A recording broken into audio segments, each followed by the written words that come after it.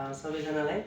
आज हाम्रो विनोद सर अनि कमलेश सर, कमल सर हाम्रो रुममा आउनुभएको थियो डिएक्सनको बारेमा बुझ्नको लागि। केही कुराहरू उहाँहरूले पनि बुझाउनु भयो, केही कुराहरू हामीले पनि बुझायौँ होइन। जीवन एउटा सम्झौता हो, त्यो सम्झौतासँग हामी जोडिएर अगाडि बढ्नुपर्छ। जस्तै डिएक्सन छ, आज डिएक्सनले हरेक व्यक्तिलाई पनि एउटा सहज वातावरण बनाउनु भएको छ हाम्रो कम्पनीको फाउन्डरले होइन।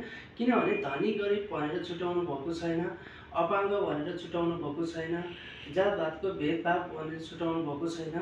जस्तोसुकै व्यक्तिलाई पनि उहाँले एउटै क्याटेगोरीमा राखेर एउटै सम्मान दिएर, एउटै मान दिएर, एउटै सिस्टम दिएर, एउटै प्रोडक्ट दिएर, एउटा लो प्राइसमा हाई क्वालिटीको प्रोडक्ट, यानि कि हामीले आफ्नो करोडौँको स्वास्थ्यलाई पनि एउटा फ्रीमा पाएको जस्तो महसुस गरेर जुन एउटा सिस्टम बनाउनु भएको छ, त्यही सिस्टमसँग जोडिएर आज हामी एउटा प्रवासमा भएर पनि बचेको समयलाई सदुपयोग गरेर जीवनमा केही बन्नुपर्छ, जीवनमा केही बनेर देखाउनुपर्छ होइन।